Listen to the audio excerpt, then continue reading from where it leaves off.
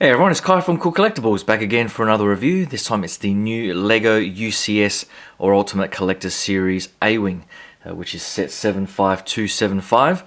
I think the new LEGO helmets, which come with the Stormtrooper, Boba Fett and the TIE Pilot, are all numbered around this particular set. So it was a shame during the May 4th special that all the helmets sold out prior, because I was hoping to get this set and the helmets together.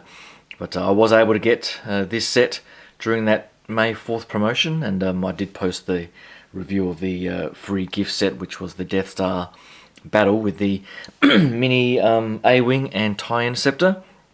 But this was the main purpose of me getting that promotional set. And overall, it does look pretty damn good. There are a few gripes of mine, which I'll probably go through first, to be honest. The use of stickers in this set annoys the shit out of me. I just cannot understand why LEGO persists with using stickers on sets like this. Particularly, I noticed that on the box it's marketed as 18 plus.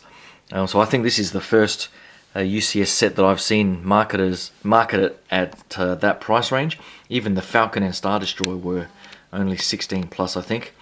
And the fact that they use stickers for the plaque like this really annoys the crap out of me. These bigger stickers are the ones that I tend to struggle most with, and as you can see, mine's not perfectly centered, which annoys the crap out of me. And for a set like this, they really shouldn't force collectors to do that sort of thing. But the minifig here, just a quick look at that, looks pretty good. I think it might be a unique mold, I'm not quite sure, but the helmet style, I like that design there.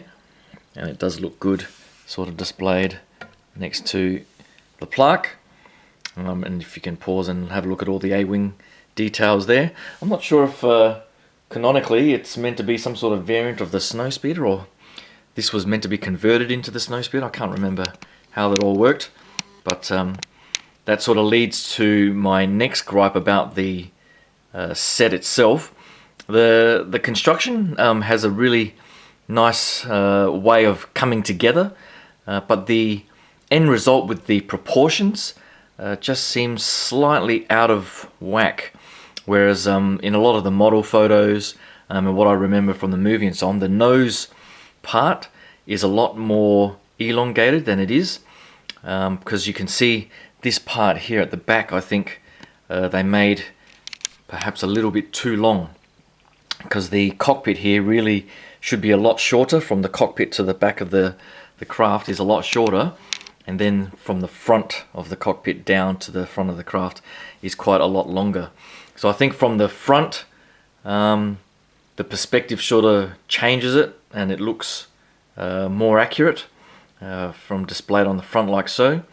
But once you get to the side profile, the proportions sort of don't look quite as good. And I think that's pretty much it for my gripes. The use of the stickers, I didn't have too much problems with the curved pieces. The cockpit area sort of scared the crap out of me, because these black parts there and across the top of the cockpit are all stickers. So getting it aligned centrally on that side and having it line up perfectly on that side was a little bit scary, because I would have hated to stick them down and they didn't align. But in the end, it wasn't too bad. But why they couldn't have done that as a print is beyond me. Even some of these pieces at the front here, where you've still got stickers. Let me just push that back in line. I'm not sure why these need to be stickers. I mean, we've got sets like the Dragon Dance, even some of the other smaller sets from some of the sets that my son have got better prints than this. So they decided to print these sections for some bizarre reason, but not the others. And I think the only other sticker is these little triangles at the front here. So really, if they had done all of those in stickers, that pretty much would have been a major positive for me.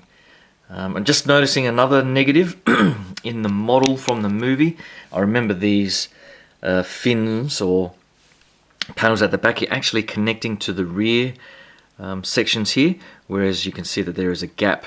So these two panels aren't really aligned. You sort of need to rotate them on their hinges to get them sort of perfectly aligned. So if you look at it on the back end, these also rotate. There's a little bit of tension where you can sort of find that sweet spot and then really just sort of try and align the top panel to match up.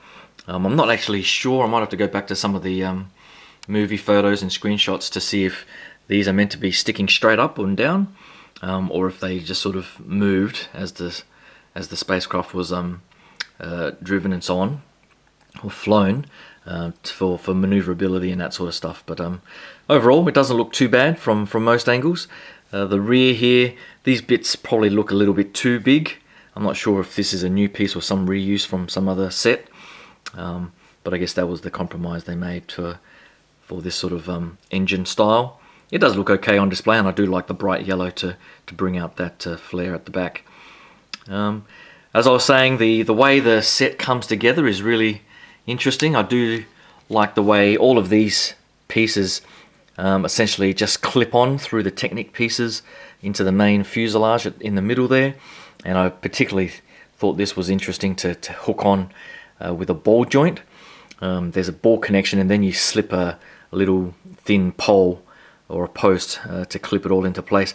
And I actually made a mistake where I stuck that in and it wouldn't go in, and then I tried to pull the whole thing out, and because the post was in about halfway, I ended up pulling out some of the internal mechanisms as well, so I had to restart this whole section again.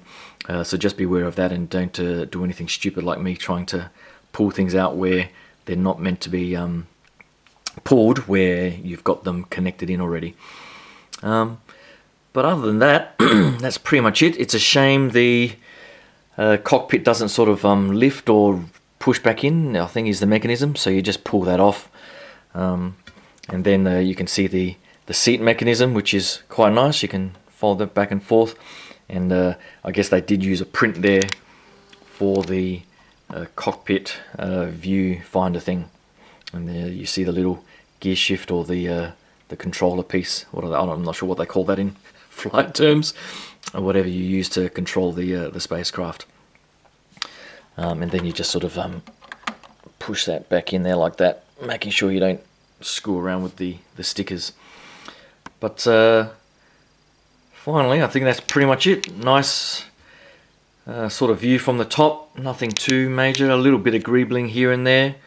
Oh, and I don't think I showed the side weapons here. You're meant to be able to have these, I think, perfectly horizontal. I'm not sure, but I noticed that the internal mechanism of mine, there was a little bit of tolerance issue, and mine don't sit perfectly horizontal. But then you can rotate both of them along the other side and flip them that way. So I'm not sure if that's just a bit of tolerance on my part in the construction, or the way I laid the figures, the pieces. But overall, it doesn't look too bad in most angles. And I think on the stand, you can have it sitting straight horizontally like that, or tilted on the side for that bit of banking action, which I think does probably look a little bit more dynamic and good on display. I don't think it'll put too much stress on the set itself underneath, so I think it probably does look a bit better doing a bit of a banking maneuver. But that's pretty much it. So hopefully you like my thoughts and this quick look at the new LEGO UCS A-Wing. I was really hoping for them to announce a UCS set for the AT-AT from Empire Strikes Back, but I think they've gone with the Republic gunship or something like that from one of the prequels, which is a bit disappointing, but apparently it was a fan vote, so I guess they're just asking or making what the fans have requested, so I can't complain too much about that. But in the future, hopefully they get back to some of the more OT style vehicles and so on. But that's pretty much it. Thanks for subscribing and liking the video if you can, and staying tuned for my upcoming videos. I do have the 3-0, I think it is now, and instead of 3A, Optimus Prime from the Bumblebee movie, the DLX figure, and some other things coming from Big Bad Toy Store. So hopefully you can stick around for all of that. Thanks again, and I'll talk to you guys soon. Cheers.